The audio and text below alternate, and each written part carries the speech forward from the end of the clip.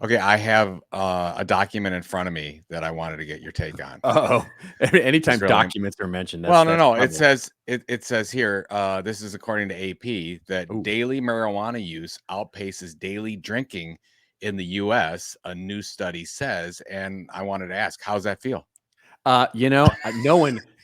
I'm outpacing everybody on both. So That's not true? that's not true. It's not That's true. not It's true. it's a little bit true, but it's not a lot true. It's a It's little bit.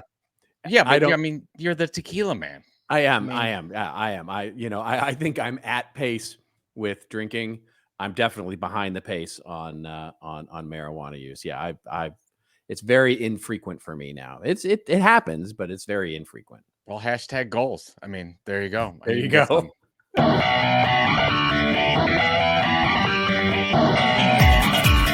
Just remember, everybody has a story to tell. Tell it well.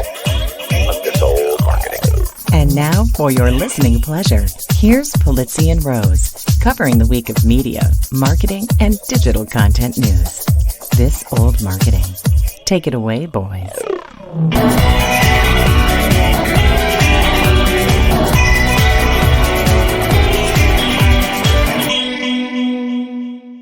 Well, hello, friends. Welcome to This Old Marketing, proudly brought to you by the HubSpot Podcast Network, the audio destination for business professionals. And I'm Robert Rose. Welcome to episode number 429 for Friday, May 17th, 2024. Not 17th, it's the 24th. So May 24th. I'm already in last week. May 24th, 2024. And with me, as always, is my pal, my colleague, and, well, a guy who doesn't forget to mute his Zoom meeting before he goes to the bathroom, Mr. Joe Pulizzi. We're going back in time. Yeah. This is the seventh.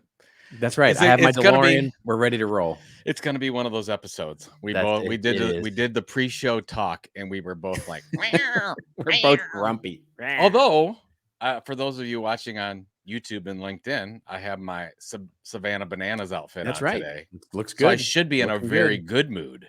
Yeah, because you should be in a crazy mood. I'm in a crazy. I'm gonna do the tricks. I'm gonna do marketing tricks.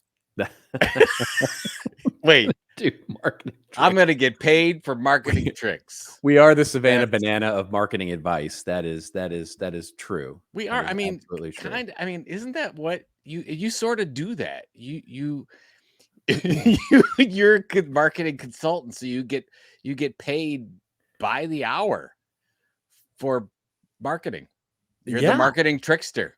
Well, if you will. As I like to call myself, a conspirator of business success. Yes.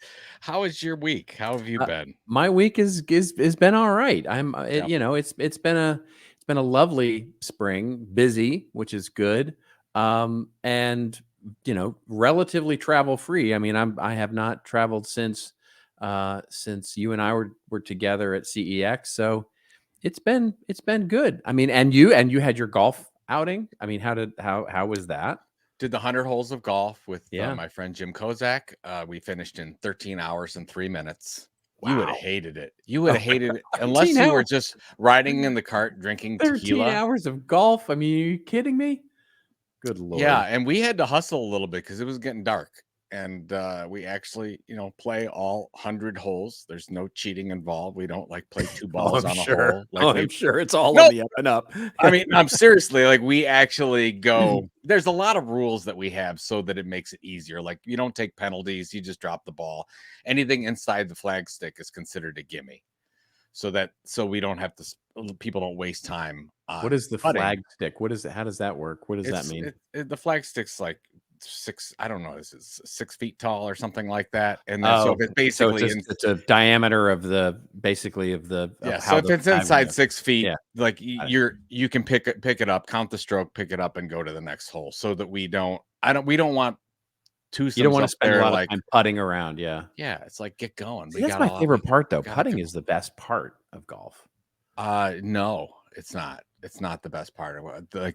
What is bringing out the big dog and hitting the big drive is the best feeling ever. And then maybe chipping one in.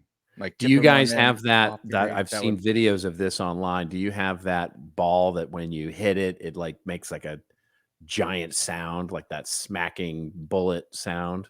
You know what I'm talking No, about? it's just the regular golf Okay. ball sound. But if there is something that does that, I will invest serious Oh, money. look it up. It's because it's a thing. I mean, it's a thing. I mean, Like it'll go yow. No, it basically is. It would be. I Yeah. wanted to do the R2D2 sound, like when he gets fired by a laser. It's like that's what I want. I'm totally paying money for that. That is good. No, it makes this really loud sound. It makes this really loud, like you fired off a gun kind of sound, right? It's that. I mean, and from what I see online, the what the golfers do is they play pranks on their buddies. They give them that ball, and then they hit it, and it makes that sound, and they like jump because it's so loud. And yeah. Oh, see, when for my bachelor's party, the prank was, and I don't know how they did that. Like they distracted me, and they when I wasn't looking, they replaced my ball on the tee. It was on the first tee when we were golfing that day, Right. and it exploded. Oh, it was a clouded white dust. Oh dear. Yeah. Yeah, but no sound. It was like, do you do that? Do you do the poof. thing with when you're out there where everybody is allowed to distract you, like throw insults at you? Oh, and no. make you There's laugh none of, and there's tee off? none of, there's not. I mean, if you're just out there horsing around, that's different. But if you're like, Yeah. if I'm in, like today is, as we record this is Thursday. I have a leagues tonight where I play 9 holes, and some people take it very seriously.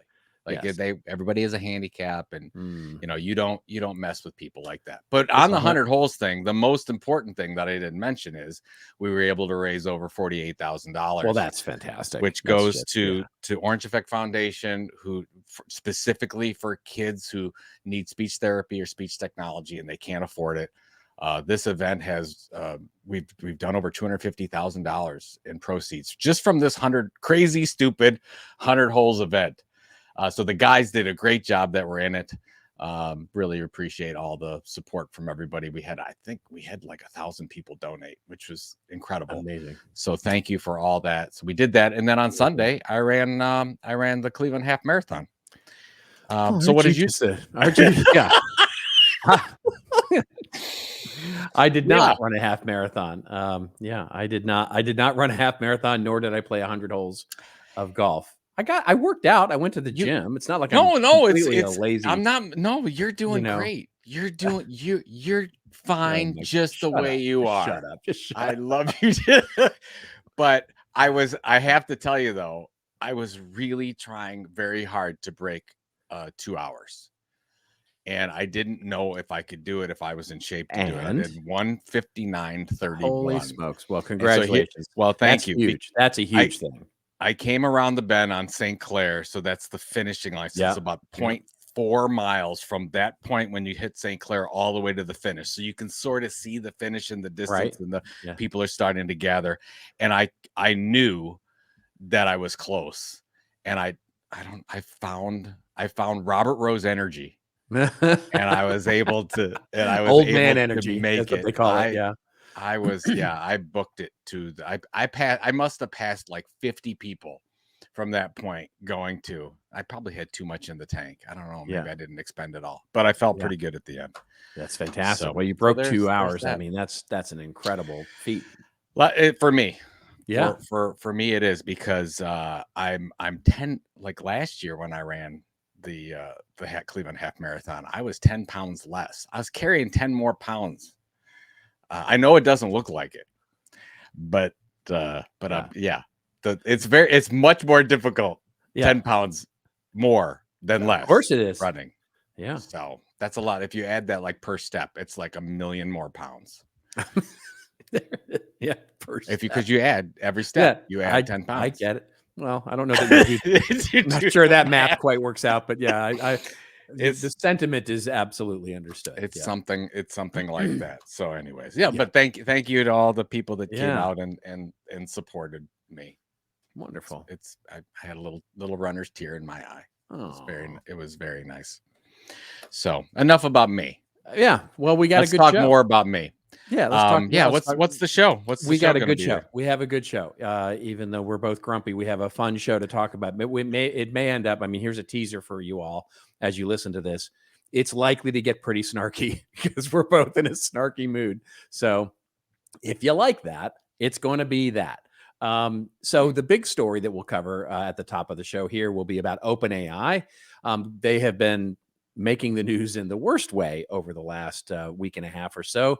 The first is we'll talk about how they launched all their wonderful stuff. And Joe, you even mentioned it. You even talked about this idea of the Scarlett Johansson sounding voice, and the fact, and we talked a little bit about it, but apparently, yeah, Scarlett none too happy about the voice and suing the company as a result of that. Don't make Scarlett mad. No, don't make the Black Widow mad. Black Widow No. upset. No. Nobody does this. Not at all. And then also, they have just signed, literally breaking news as of yesterday, OpenAI signed a big deal with the News Corp to license content. So fascinating new development there, given everything else that they're doing. And we'll talk a little bit about some other things that are going on with them in the news. Then Trump media, we can't not talk about it a little bit. Truth Social had, well, let's just say they had record revenues in their latest release and disclosures as a public company, and we'll talk a little bit about where that business sits as of right now. Then we'll get to the best of the rest, which is going to get to the age of the social media ambassador. Interesting new article on Marketing Brew talking about the influencer and the social media ambassador and what's going on with brands.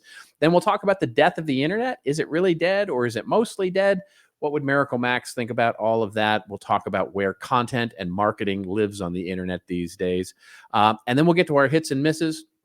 I will talk a little bit about Coca-Cola and something that they're doing from a content marketing perspective, kind of a throwback to our This Old Marketing examples that we used to do back in the day. And Joe is going to talk about GaryVee, who has both a hit and a miss, I guess.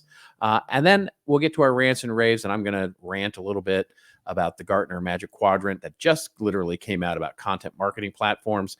And Joe is going to talk about the Cleveland Guardians and a beautiful, wonderful, glory-filled, unicorn and rainbow-filled story about Cleveland Guardians. It is, and you're gonna want to stick around for that incredible story. There you go. So as we always say, a chock-a-block full of show. Is chock-a-block a word? I've asked you this. It totally is. Not a word. Absolutely, it is. Totally make it up. Certainly, as much a word as assistantship is. Assistantship is we talked about this. Yeah, that is the thing. I actually have the letter from Penn State saying that they're going to take me on for a tuition assistantship. Trust me, I got the notes. I got the emails. I got the DMs.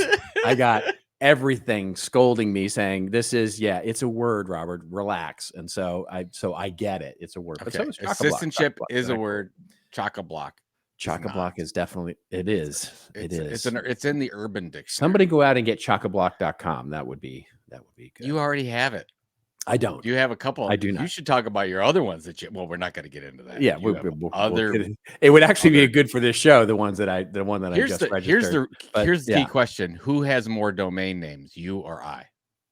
That's a great question. I know you and I both are a little bit of a hoarder that way. We are. I've kept some. Yeah. How many do you have? How many? I'll tell you. How many do you have?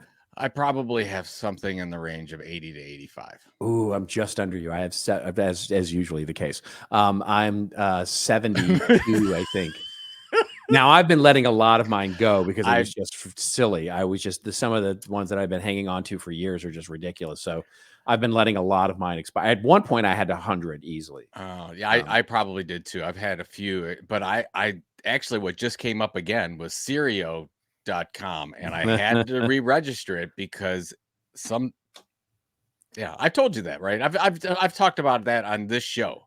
Yeah, that the whole thing about going to it's like the yogurt place where you can get all the different kinds of yogurt and all the toppings. You go to the cereal place, which is a thing. There's a company out there where you go in and say, "Oh, I want my Cheerios mixed with some Lucky Charms," and I thought the best name for that would be Cereal. Get some cereal. You've pitched me this thing like 5 times and it's still stupid. Keep pitching it. It's like I'm trying to get money. It's like I'm going to put a deck together and go get some money for my Cereal concept. It's just just tell them there's an AI component to it and you're going to get funded. I guarantee. Oh my God. I have to go get Cereal.ai. Cereal.ai. You get your virtual AI Captain generated Crunch cereal. Yeah, there you go. All right. Oh my God, that's so good. That's so good. Okay, let's get to our first story here, which is, of course, coming to us courtesy of Reuters. Although there are a lot of people covering this. The headline is Sam Altman's OpenAI signs content agreement with News Corp, and the other one that we will cover here, which of course is the one that's coming, that has been covered literally by everybody, and also coming to us courtesy of The Verge, which is the idea that Jessica, You want to Scarlett call her Johansson, Scarlett Jessica Johansson. that's right, has basically sued. So we'll talk a little bit about this one first, because this is the sort of hot one that's going on right now.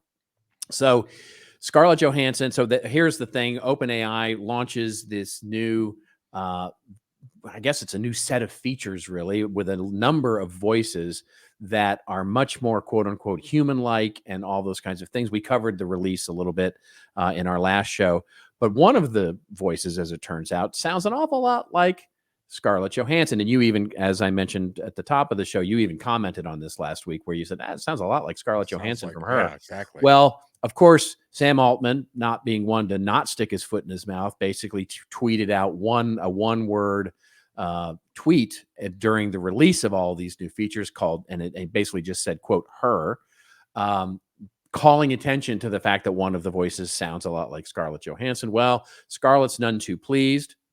She is now suing OpenAI for, and has no. She hasn't yet. Oh, she hasn't yet sued? Oh, No, I thought they're preparing. No, they're preparing. I believe there's no formal lawsuit yet. Good point. But good point. Yeah. So they're basically preparing or threatening to prepare a lawsuit for the use of that. And she said basically they had come to her months before the release saying, hey, we'd like to use your voice. And she said no. And then a couple of days before the release, apparently they came back to her agent and said, we'd really like her to reconsider. She said no again. And then here we are a week or so later. So yeah. I definitely have a take on this, but I want to get your take. What do you think this is? I mean, there's broader implications here than just making, ScarJo mad. If something like this, well, first of all, she just went to OpenAI and said, how did you do this? Like, what was the process? Show me the documentation of how you came up with that. And it's pretty much, yeah, we watched the movie Her, and that's no, and in truth, they had a person record all the different lines, and it ended up after the modification, it ends up sounding pretty much like her. My hope is that we need some kind of legislation over this. We need something, even if something is rushed and it's not quite right. As soon as this, it's fine. Just get something out there. We decided in the United States just to let all this stuff go and do nothing, and now it is a free-for-all, wild west going on. Nobody knows whose rights or what, and at some point you need, everybody needs their own name, image, and likeness, copyright, trademark. I don't know. I mean, we've got some wonderful lawyers and attorneys that know better than we do, but you need something that protects everyone, because we can be modified, duplicated, copied so quickly, and this is obviously there is I was reading into this. There is precedent for this, and like you said, we've got some wonderful lawyers that can actually correct our legal analysis. But I was reading about the precedent for this, because somebody asked. They said, well, can you really can she really sue, right? I mean, you can't prove that it's her, forgive the pun, but you can't prove that it's actually Scarlett's voice.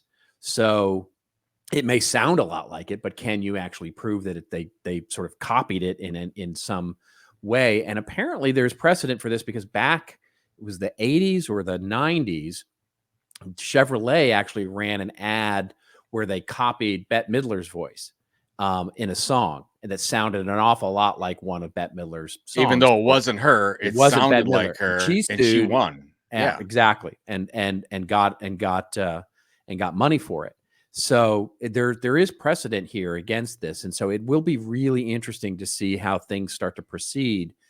To me, this is such a, and I've written a piece for CMI that'll come out next week on this, because I've been putting a lot of thought into this, and to me, the broader implication here is how we're sort of at peak sort of attention at the moment. We value the world, the culture, business, marketing sort of values and maybe overvalues right now attention over trust.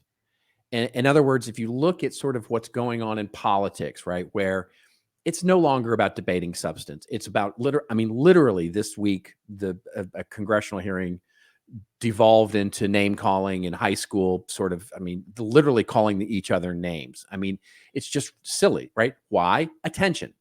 You get attention. You've got CEOs, Elon Musk, you've got others, now Sam Altman, sort of doing things that they know is going to get them in hot water, but is going to get attention. And so it's like, I'll deal with the hot water. I'll deal with the fact that I'm going to generate a lack of trust, but the attention is more valuable to me.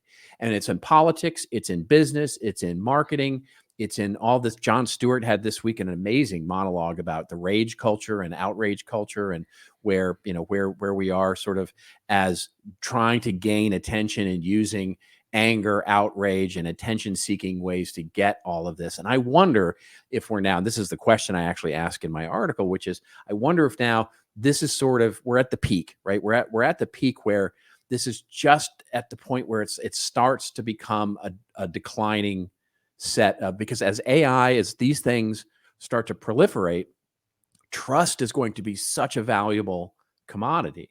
Because if it's not the voice that you're interacting with on an AI bot, is it AI generated content? Is it AI this? So trust in the content itself is going to be and human generated content is going to be such a huge piece of this. I just wonder if the broader implications of we finally sort of, this is sort of the I don't know, the tipping point or the canary in the coal mine or whatever metaphor you like for that broader sort of overvaluation of attention.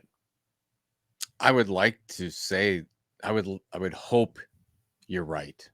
I hope so. Yeah, but I don't. I don't think you might be. I might be a little Pollyanna here. I think this is another level, and it's going to go up one more, and it's going to go up one more. And honestly, I don't think either of us can make any projections on the peak of anything until we get through the elections in the United States. You're probably right, because that's where it's the worst. I mean, that's the thing. I mean, love him or hate him, Donald Trump has shown fairly well that any kind of attention is good attention. Yep. Anything, even when it's very, very negative against him. You saw, like, how many times did it happen last election where it's like, oh, he's got to be out of it now. But then the approval ratings go up. I'm like, how does that work? It's insane. It's insane now. The things that where we see things that are happening, actions that would have, it's amazing to me, the things that are said these days. And by the way, this isn't just politics. This is about the idea of marketing, of claims, of just general actions where they absolutely garner attention. The more conspiracy minded people might go, you know what? They did this on purpose so that they would get a lot of attention. They did, they created this ruckus and sort of a beef with Scarlett Johansson in order to get all this mainstream media attention about OpenAI's new capabilities, right? If it's, with the thinking being, well, if it's this controversial, I got to check it out. I got to see what the fuss is all about. And it's just, to me, it's like, it's how willing we are in the short term, and we meaning the culture, how willing we are to sort of forego the long-term benefits of building a trusted brand for the short-term sugar high of the attention. It's amazing to me. That's most content creators and brands now. I know. It literally is. I mean, I did a presentation. I think I told you a little bit. I did a presentation for Pace Communications last week, and I was talking about that. I'm like, I believe in my heart that the way to go is to focus on an owned media audience and focus on doing an exceptional newsletter experience and an exceptional podcast experience, and not just go for the algorithm, viral, be on social, decide what channels you want to be on. That's and right. really build an audience in some way that knows, likes, and trusts you. And then from there, you can build your business or your content marketing approach on top of that. But like you and I were talking before the show. Yeah, that is as hard as it's ever been right now.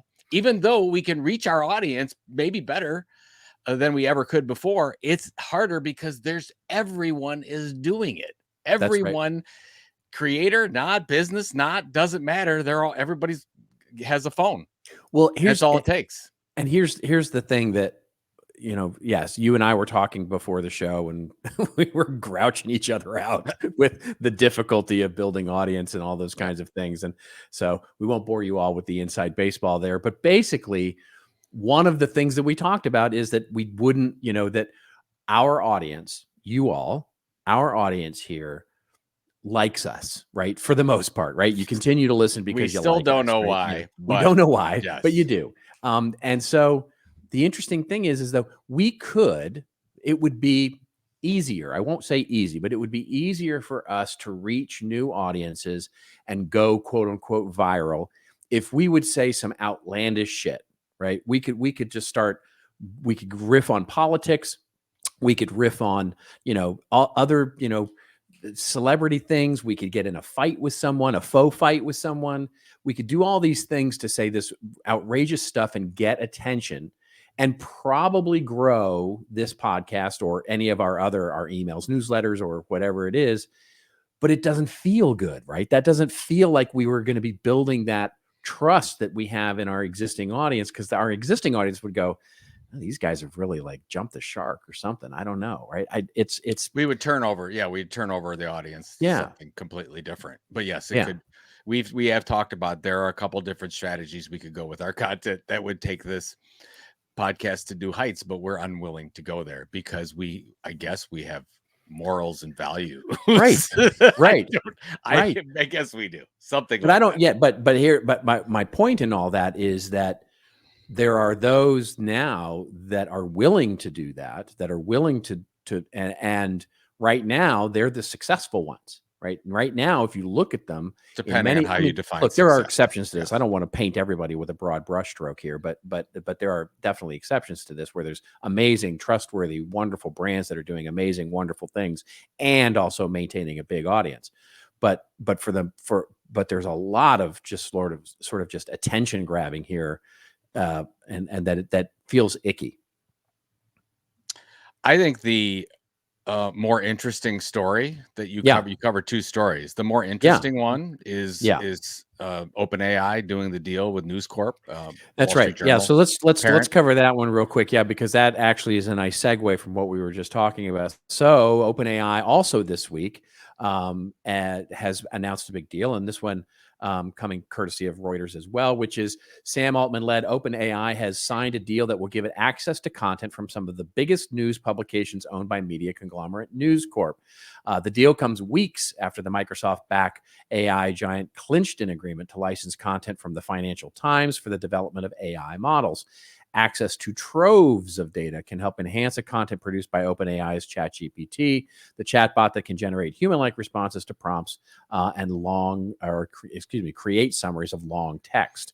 The partnerships are also crucial for the training of AI models that can be lucrative for news publishers, which have traditionally been denied a slice of profits that the internet giants earn for distributing their content. This feels like just another domino to me. I mean, it feels like, the sort of all these lawsuits that are sort of pending in the background here are sort of just going to end up going away with more and more of these kinds of either settlement deals or deals, as very quietly in the background, OpenAI just continues to make more and more progress on getting approved access to content. The number that you need to keep in mind here is Google's ad business last year, I think in the last 12 months, has done almost $200 billion. Right. And history repeats itself and is repeating itself right now. Google got to that point because they did these kinds of deals in the mid 2000s.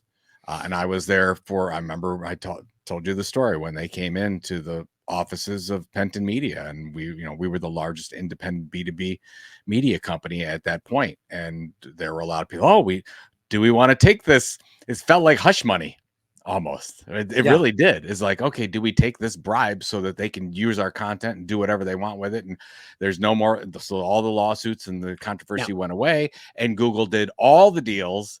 And now there's none of those. I mean, occasionally, but really not. Now you see Facebook and Meta's dealing with some of those, but they're paying them off. So all these big tech companies that are worth $1 trillion plus, it seems, by their market caps, are doing these deals, and OpenAI is using that playbook perfectly, and they're setting themselves up to be, if not one of the largest company in the world at some point with Microsoft's help. I have a quick question for you.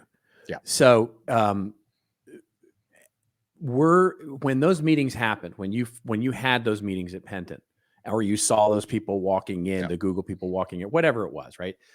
Was the pitch, was it a bunch of young executives coming in, all dressed up, with a pitch, with a PowerPoint deck, I'm curious as to the specifics, right? That's a good question. I don't even remember I didn't see, I knew that meetings were going on. I wasn't in those meetings because I was little.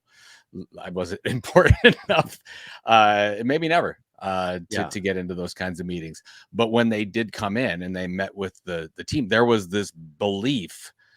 There were almost two camps in our organization. One was, we have to be very protective over our content, and we have to make sure we can't let anyone else have this, because this is our IP. Right. This is what builds our audience. It's in our entire business model. There was all the younger folks in our organization were pushing it and said, oh my gosh, this is a new way to drive online, because at this point, we were still a print media and an event company. Sure, of course. We had not transferred. Like there were digital dimes. There were almost nothing going on online. So we're like, oh, they wanted this new culture in Penton, wanted to grow that. And we're like, hey, if we can drive more traffic, more eyeballs, we can sell more ads online, and it's going to change our entire business, and we can diversify against threats in the future, which, seems like a great move long term. But so that was the issue. And of course that won over, because we felt that the future of the organization was the internet. Yeah. And of course they were right about that for the most part. So it's going to be really interesting to see what happens here, because I'm right there with you. I think we're right exactly there again and it's not an easy decision, right? And there's no clear right answer either. I've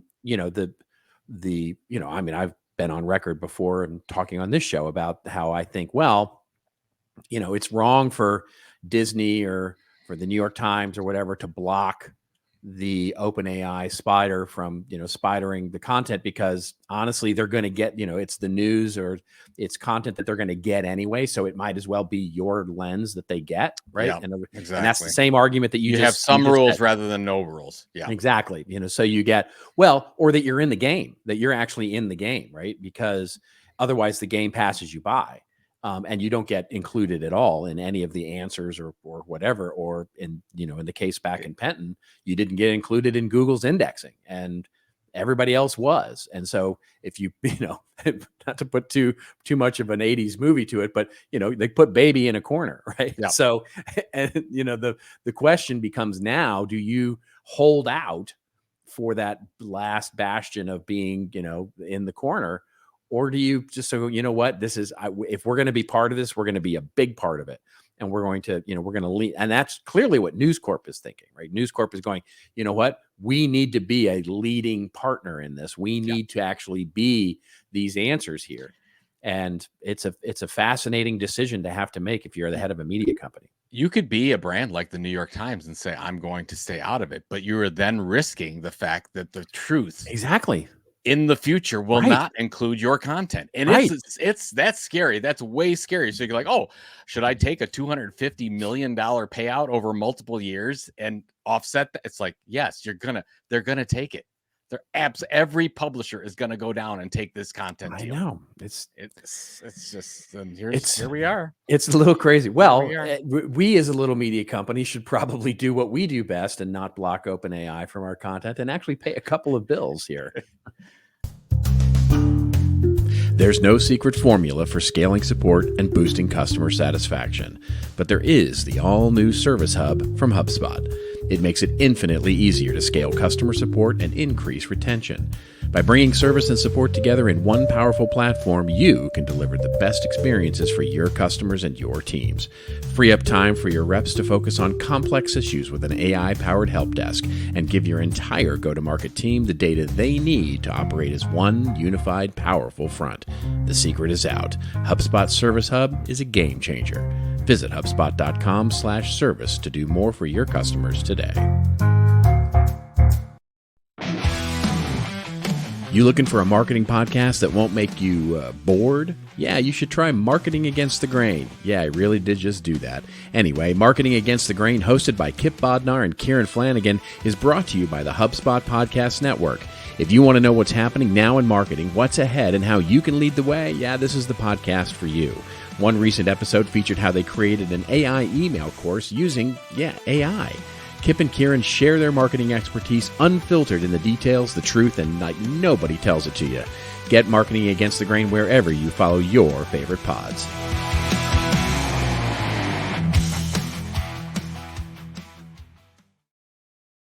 Speaking of the music you made for this, Sona, right? That's Sona. I ask you every week. It's Sona. Yep, Did you that's see right. they got $125 million more infusion? They did. Or whatever, something crazy. Big funding. Yeah, Big time funding. Yep. It's for real. I mean, I can see the use cases for this already, right? Background music in restaurants, or sound alikes. There's a big market. A lot of people don't know this, but there's a big market in sort of stock music for what are called sound alikes. So, for example, you might want a theme song for your commercial that sounds a whole lot like the theme song from Friends, right? So that when you hear it, you go, is that, and so it catches your ear, right? Mm-hmm. Or you might want something that sounds a lot like a particular hit because you want it to sound like, that, but you certainly don't want to pay the licensing for that big hit. This is where this is going to thrive. Background music for soundtracks, background music in commercials, background music in restaurants and live, like hotels and whatnot, or, in the middle of a bar or those kinds of things, because now you can make a whole playlist of thematically connected songs, and for ostensibly $0. It's going to be huge, I think. So I don't want to go off on a tangent, but I love to do that on this show. You know a lot about the music industry. Is this going to be an even more difficult time for musicians because of this? Is this what if you were a musician today? No, you feel that you could still build your audience, still go and play live, and 100%. Yeah, this does not. I don't think, in the same way that I don't think ChatGPT or any of the generative AI modeling with text is going to affect necessarily, other than causing there to be more crap out there to have to sort through. It's not going to affect the cream, as it were, right? So in other words, if you're an artist and you make your living from playing live on tours, or if you're an artist and you make records and all those kinds of things, that level of quality music, I think, unless the technology gets so good, but I don't think it will, certainly not in the near term, that business stays the same. Where it really gets impacted is a little bit very similar to the text, right? Derivative content, which is what the background music really is. It's derivative content, right? It's content that's there. It's music that's there, but you're not paying attention to it. It's only there to set an atmosphere. And it's only there to, the only reason that we use that music in the ads is because it's not about the music. It's not about the music isn't part of the art, right? The music is literally there to be backdrop to, and just set a mood, basically. And that's what that music is really good for. As I've said, the music itself that it produces is like, it's, if you listen to it, like if you really listen to it, you can hear the mistakes, you can hear the problems with it. It's not structured correctly. It's kind of average. but that's all you need in some cases for this derivative content in the background, right? Yeah. Elevator music, for example, is a perfect example of that, right? So it will affect royalties from that perspective, like those. So the bars or the restaurants that would have normally paid licensing fees to play background radio, ostensibly, I could see that being affected by this, sort of a decrease in royalties for that kind of play. But otherwise, I don't think it's going to affect it that much. It's funny. I like there are some AI generated people on Instagram and TikTok that many, many millions of people follow. I think you're going to see the same thing in music. I think that you will 100%. but I think believe that. But then people will say, "Oh no, well, there's not going to be a live experience." No, there will be a live experience. Whoever created that AI, you will go and see, and the whole thing, all the music is generated AI, and then you'll have some kind of live experience that's probably also AI generated that people will go and see in person. And I really, I think we're just a few years away from that happening. It could very well be happened that I'm not aware of. Well, it could very well be a 2025, let's say a 2025 version of the Monkees, right? So, for a lot of you youngsters out there, the Monkees were a band completely manufactured to be a copy of the Beatles. And when they first formed them, they were all just actors. They were just actors who were hired to play a role of a musician and to become, they were one of the first boy bands, right? When you that way. And all their music originally, in the original part, it's all written by studio musicians, right? So all their early hits were all studio musician hits that they didn't even play the music for. They didn't even play the instruments for. Now, subsequently, and I know for those of you who are Monkees fans, that Peter Tork and he got mad and there was a big fight and they ultimately did start to write their own songs, but that was the way they started. So it could very well be a situation like that for this kind of music. I totally believe where you're going with that. So that'll be for our other podcast that we're launching about the future of the music business. Music, also. Yeah. All right. What else we got? Very quickly here, because we have to comment on it, is the fact that, the DJT, the stock symbol, Trump Media reports record revenue here, $770,000 in their first quarter and a net loss of $327 million. I had to look at that twice. That's amazing. I mean, it's just, you talk about this thing with attention, right? This is where attention is overvalued. Trump Media and Technology Group, the parent company of Donald Trump's Truth Social Network, reported a net loss of $327 million with a total revenue of $770,000 in its first fiscal quarter. That is amazing. That means that the total revenue per year, the article doesn't say this is me extrapolating here. That means total revenue would be somewhere in the neighborhood of $3 million for the year, and the total loss would be somewhere around $1 billion.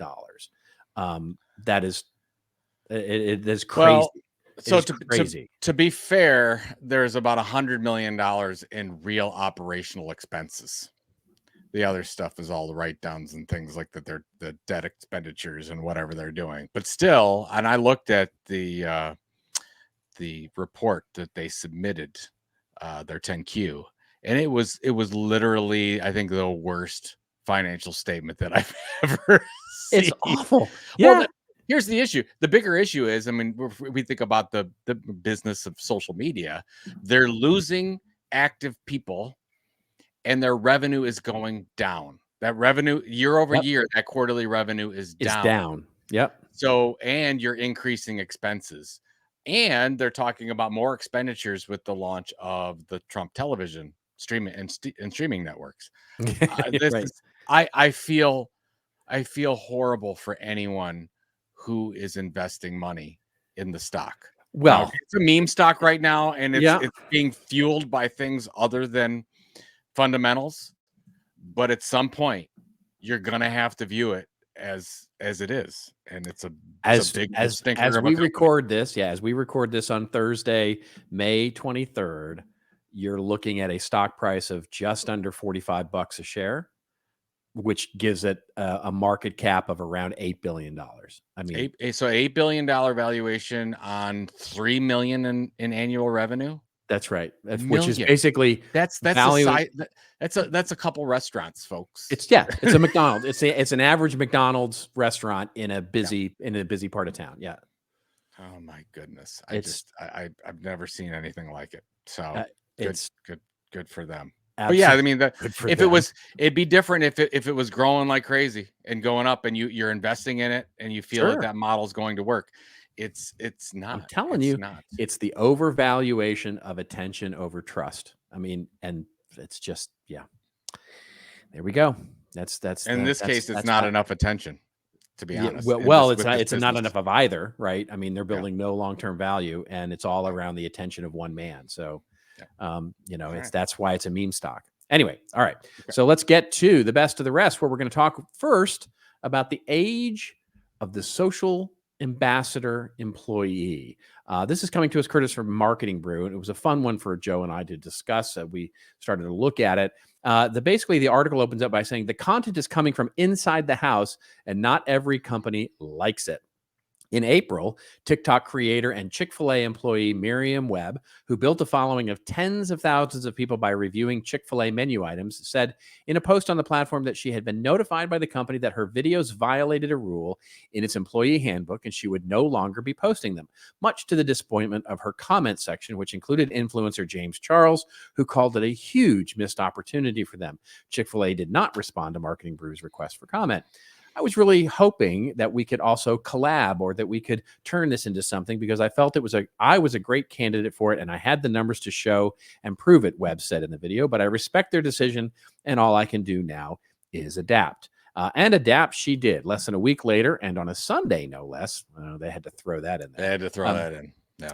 Webb posted the first of a 2-video paid deal with Shake Shack, where she reviewed the chain's chicken. Oh my God. Look at you just say the chains. Yeah, now I gotta bleep that out. Yeah, you can't call it that. The chain's chicken. You can't call it that.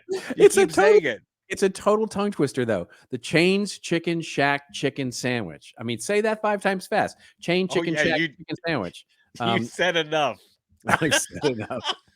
Oh my gosh. Okay. Other brands have also made appearances on her account, including El Pollo Loco, Duck Donuts, and Claire's. Anyway, it all goes on to describe how basically employees and others have now started to become social media ambassadors. And there are some employers that are sort of leaning into this, some who are like Chick-fil-A are leaning out of it and all of that. So what is your take on all of this? Well, we've talked about this before. Control this, so lean into this, right? So and I believe one of the key content marketing approaches right now is to treat your marketing department like a creative department that can be a resource for your employees to do these kinds of things. Give them the training, give them the resources they need to create the kinds of videos if they're already doing it. First of all, I mean, your employees are already your best possible marketers. They work for your company. They are your ambassadors. And so you have a group of these people that are really good at creating content for social media channels, and you're not going to lean into this. You're going to be against it because you have a formal brand guideline that you're going, oh, this is ridiculous. By the way, I think Chick-fil-A is one of the most innovative marketers on the planet, and they've completely dropped the ball with this one. I think this is a huge mistake. I think you lean into this. There's still time. They can come back on this and say, hey, you know what? We weren't quite ready for it. I don't know how that's a thing, but then now you have the opportunity to go back and lean into this. Any small company, any big brand, you should be looking at this as your first line of marketing defense and say, how do we embrace this and get these people to spread their message? And it's basically free marketing. Yeah, if you do it right. I hear what you're saying. But I got to tell you, I don't think the answer is that cut and dry. I don't think I don't think the decision is that easy. It is very complicated because you're talking about employees, right? So there is a very thin line, just know that relationship is very specific. And so when you're asking or allowing, and those are two very, very, very different things, employees to create content on their own channels in support of your brand, boy, there's a lot of complications with that, because if they go rogue, what do you do? Right? Do you fire them? Do you start to set standard operating procedures about what you're allowed and not allowed to do and not allowed to say, which does that infringe upon their free speech, which does, there are a lot of complications here that aren't settled yet. And I can see why brands are a little shy to be basically leaning into this to give leverage to someone that they're not paying necessarily for that particular thing, right? So if I'm paying a frontline worker to cook hamburgers, and all of a sudden they start creating all this content on their personal channel and some of it goes viral, what do I do? Like, do you set up a formal agreement? Do you set up do you have to pay them more? Do you have to, all of these things start to come into play in terms of how you're structuring compensation. Not only that, but compensation as well as benefits, as well as the rights that they have, as well as where, what their employment contracts. I mean, it's more complicated than just leaning in and saying, everybody go nuts. Right. So these bigger companies have to think this through. And I'm not surprised that it's taking a little time. IBM's been through this already. I mean, remember when IBM with this whole thing with Twitter, and they with blogging went out and caught on fire, and they said, okay, everybody can go, you can go ahead and talk about this stuff, but if it's on your own channels, just say that I am an employee of IBM. Totally. These don't necessarily mean you used to that see these that all are the time. IBM. Yes. Yeah. Well, yeah, you could just handle it that way. You don't have to overcomplicate it. Well, let's say that you do want to overcomplicate it. If you do, then you should make them, as a part of them representing the company, is themselves and how they portray themselves on social media. It's not that much different. It isn't. Put it in your employee agreement. Done. Why are we overthinking this? Well, because I think it's allowing versus expecting. That's the difference, right? In other words, by leaning in, what we're suggesting is that there is an expectation that this is going to happen. In other words, just putting up a disclaimer that this views, because what the company is saying to the employee is, no, we want you to do this. We expect you to do this. Allowing is different. What IBM was doing was saying, we know you're going to do it. And so if you're going to do it, you need to separate your personal opinion from the opinion of the company and put a disclaimer on your profile, which used to be everywhere on Twitter, right? In the early days of Twitter, you would see that in everybody's bio who worked for a big company, which is, my opinions don't necessarily reflect those of my employer. And so that's an easy corporate thing to say, basically saying we're allowing it to happen, but we're not expecting it to happen. When you start to expect it to happen, it's a very different kind of relationship. And just that disclaimer is not going to be suitable, I don't think. I don't think you even have to say it. I mean, I think we're talking around each other. Put it in the agreement. Put it in your employee agreement. If it happens, it happens. But what in the agreement? If you go ahead and talk about Chick-fil-A, here's our expectations of it. I mean, if they were at work and they're flipping hamburgers at McDonald's or something, and they are just yelling at the customers, like if you're yelling at that, just portraying a McDonald's employee in the wrong way, you're going to get fired either way. Right? It's in your employee agreement.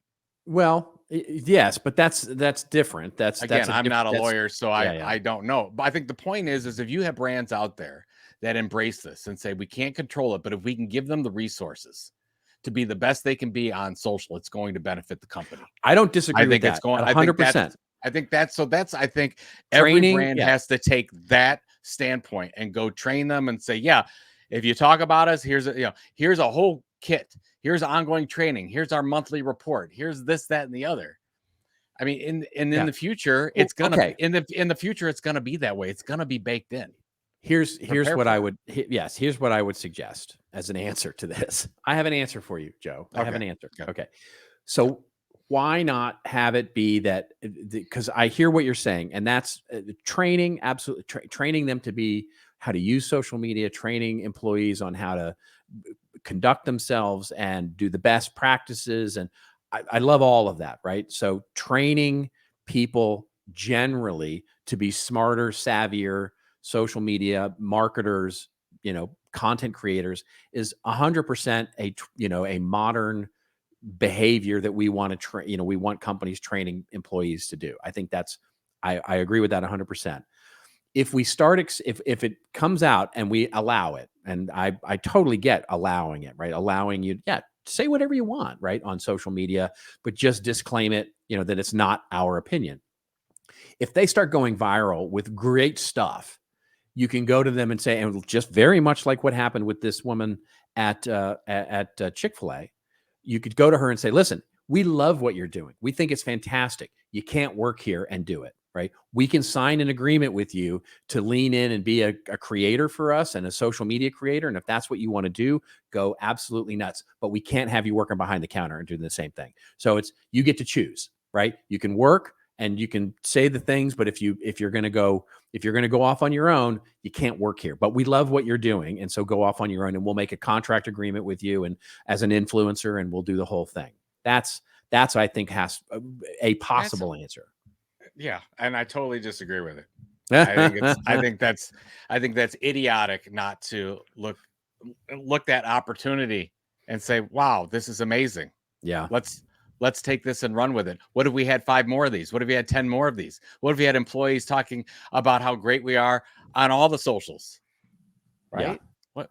No, Yeah. let's shut it down. Let's go back to 1992. Okay. Let's make sure that we want to control our brand. We want to control. All right.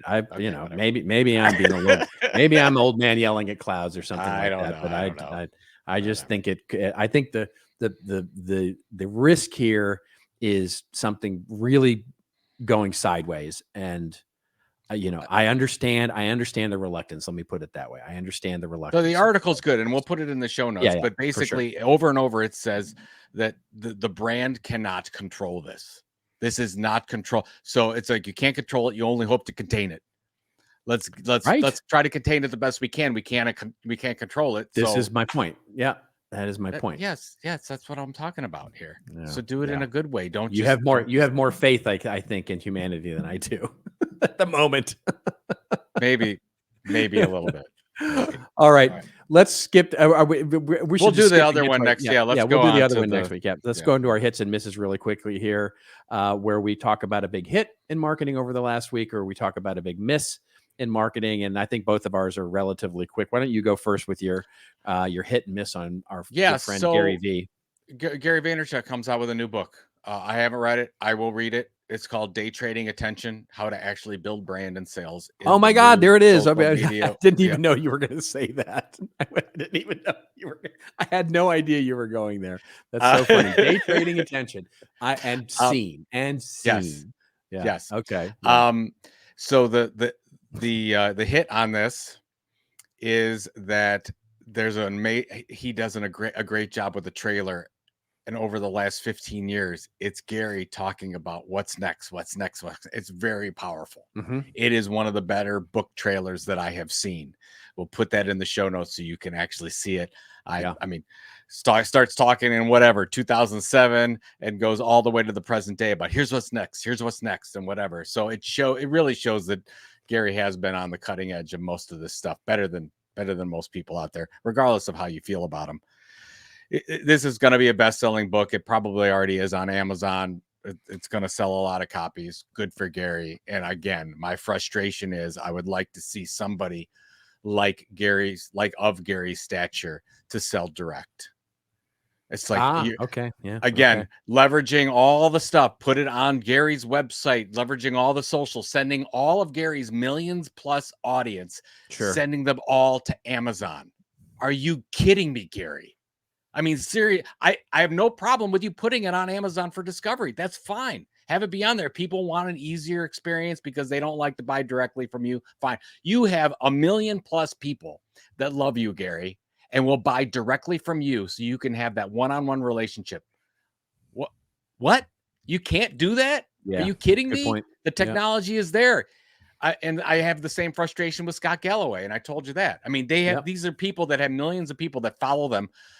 And what an example that would be. So I'm going to keep talking about it when I see these launches come until somebody can step up and say, yeah, we're going to sell it directly. We have it. It's available other places, but here's an experience we have control over, and we're going to deliver that experience to them instead of sending them to another store.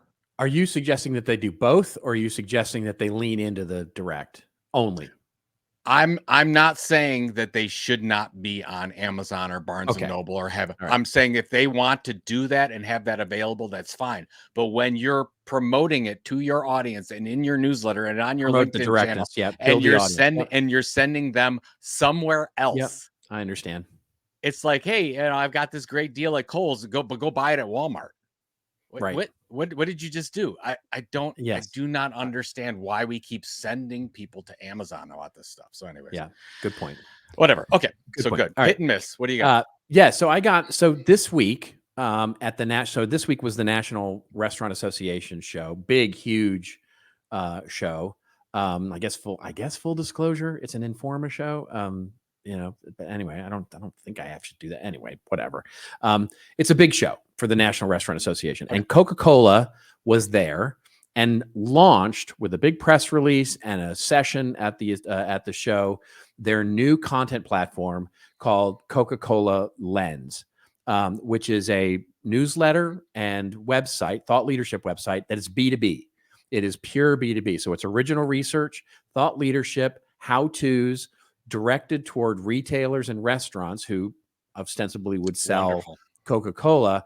And it's all about how to manage your retail or your reseller business better, right? So they talk about multiculturalism and consumerism. They talk about how to manage inventory. They talk about what they see from an original research of sales of premium water versus, soft drinks, and all of this information and thought leadership.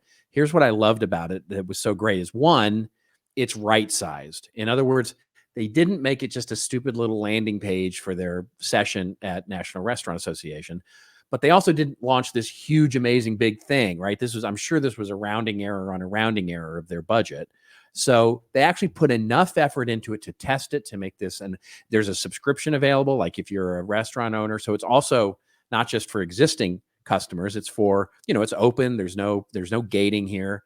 Basically, it's available to people who don't sell Coca-Cola stuff in their restaurants. And there's calls to action there to say, hey, if you're not a Coca-Cola customer, maybe you got some value out of this. You should come over and talk to us and see about reselling Coca-Cola. So it's just a fantastic, I love it because it's innovative. It's small. It's easy. It seems I don't know anybody at Coca-Cola, but it looked like it was a very easy thing to launch, but they launched it at the right size and the right way. And it's beautiful site. The information is really good. I mean, I'm not a restaurant owner, so I don't know how good the research is, but it's such a wonderful thing to see. I've been over the last 6 or 7 months, I've just seen such a dearth of anybody launching anything new when it comes to like thought leadership platforms and stuff like that. It's just nice to see a big brand like Coca-Cola take a shot at B2B and launch something new and fun and innovative and interesting in such a great way. And the fact that there's just something about Coca-Cola's carbonation mixture when out in the wild that's better than anyone else's. It's just like, if you like when you get a Coke from McDonald's, unbelievable. Oh yeah, it's so good. Are they sharing that recipe? They're not. I don't think they are. No, I don't think they are. No, I'll check it out. I was not aware. It's really cool. It's really cool. It's really not big. It's only 16 articles at launch. Oh. So they clearly went, hey, let's launch with, a dozen or a few more than a dozen big research reports, big, long, meaty articles. We'll launch it at National Restaurant Association. I'm basically putting myself in their position. And we'll have a big press release on it, and we'll see if it works. If people sign up for it, if it provides value, and if it works, it works. And if it doesn't, no harm, no foul. Very good. I love it. Perfect. Yeah. Good. All right. Well, let's get to our rants and raves then very quickly here as we sort of wrap up the show, where Joe and I go off on a little bit of a rant or a little bit of a rave over something that makes us feel like we turned off the microphone before we went to the bathroom, or something that makes us feel like we left it. You saw this, yes? That Rudy Giuliani left the microphone on in his arraignment? No, I did not see this. It's pretty good. It's pretty good stuff. Yeah, he left. He did the classic thing that marketing speakers always get warned of when you get mic'd up to go on and do your talk. He was on a gotta turn it Zoom off. call for his arraignment and basically went to the bathroom and forgot to mute himself, and you can hear him taking a piss. So it's pretty Wonderful. good. It's pretty good Wonderful. comedy. That's nice. His life is just a Mr. Bean episode, I think, basically. It's Anyway, the characters. you Yes. got what do you got? Yeah. Wait, So let mine are- me go first, because that Okay. way we'll end on a nice note. All right. So mine's really quick. Basically, Gartner came out with their new Magic Quadrant for content marketing platforms, and which they've been doing for a number of years here, and basically talking through what the best quote unquote content marketing platforms. Well, how a content marketing platform is defined, I've never understood how they've sort of defined this. It's sort of, well, it's a content management system plus a calendar plus workflow plus multimedia management plus, they just sort of have a little bit of everything, sort of the Heinz 57 sort of approach to doing a piece of technology. And it always has felt like a little weird. I just don't think I've gone on record, I've written about this, where I don't think there is such a thing called a content marketing platform, right? It's just everything can manage content marketing, from Photoshop to Word to PowerPoint to Google Workspace. I mean, they're all content marketing platforms, if you will. Maybe you can make an argument for collaborative workflow and calendaring, but even that more often these days is getting used to to manage marketing campaigns and ads and digital assets of all kinds, not just content marketing stuff. So anyway, they've released their new Magic Quadrant, and they've added Adobe to it, which just proves my point that Adobe, the complete Adobe suite is now part of it. And magically, it ranks really well. Adobe's platform ranks really, really well. Sponsored by Adobe? Yeah, it's not. But they don't do sponsorships, right? That it's a little more. It's a little more inside baseball than that. Anyway, they name their leaders in there, and it's the usual suspects that you might expect to see in there. I will tell you, if you're looking at content marketing workflow or collaboration, if you're looking at Adobe versus, say, a Contently versus, somebody's in the wrong deal, like somebody's in the wrong space here. So these are all good solutions, but they all do very, very different things. And so I just rant a little bit about the category of content marketing platform. Always have, think it's silly. And so, take that with a grain of salt. Interesting. Yeah. Well, I will hopefully end us on a good note. And this is, so my wife and I go to a lot of Cleveland Guardians games. That's the baseball team, formerly the Cleveland Indians. So they've been doing a number of things that I think to be more inclusive and more thoughtful to the fan base. And basically in the past, so before, let's say the end of last year, middle of last year, before two things happened, that we have a Sugardale hot dog contest, which I think happens in the 5th inning, but they basically ketchup, mustard, and onion, they race each other. It's cute. Nice. Everybody gets into it. They root for mustard or ketchup, whatever the case is. But before that would start, the announcer would say, ladies and gentlemen, here comes Sugardale hot dog, whatever. So that would happen. And then also before the 7th inning stretch, the announcer would get on and say, ladies and gentlemen, it's time. It's the 7th inning stretch. Up on your feet. So those two things. Yeah. And recently we've noticed that they've changed that.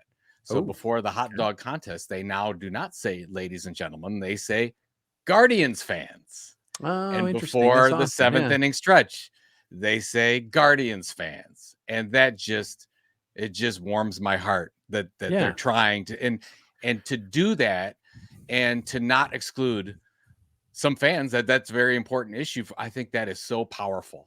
And I'm glad that they're doing it. I'm sure we can all improve in those things, but just that little change makes a huge difference to a lot of people. And I wanted to call that out specifically because here's an organization that's trying and I think succeeding. That's I love that. I love it. See, that's a nice way to end things. That's a nice We should just do our show like that. Yeah. Like just do nice. If we just focused on nice marketing things, we'd have like a 4-minute show. Maybe. Right. And we wouldn't get the attention. I'm sure something.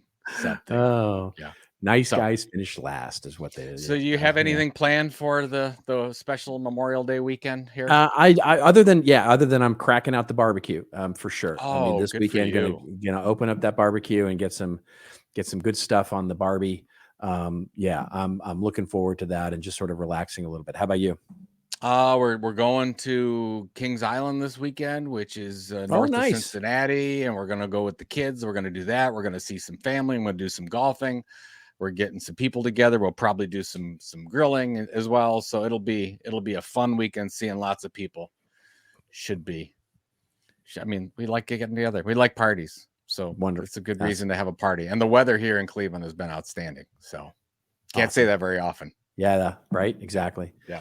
So. All right, then. Well, thanks to all of you, This Old Marketing fans out there. Thank you so much for listening and being part of our wonderful, trusted audience. And we appreciate you so much. And we will see you again next week. And before we see you again next week, just remember, everybody, it is your story to tell. Tell it well. We'll see you next week on This Old Marketing. Hey, thanks a lot for making it this far in this week's episode, and thank you all for being a part of This Old Marketing. You can check out all the show notes of what we talked about today at thisoldmarketing.com, and it's also where you can leave us a review or a voicemail. We need those reviews and comments on whichever platform you follow us on. And if you haven't followed the podcast, please go do that and make sure you catch the latest and greatest episodes every Friday morning. We're on Apple and Spotify and all your other favorite podcatchers, of course, but we'd love it if you went over and subscribed to us on YouTube. That's right, YouTube. youtube.com/@thisoldmarketing. We'll see you again next week, folks, with another episode of This Old Marketing.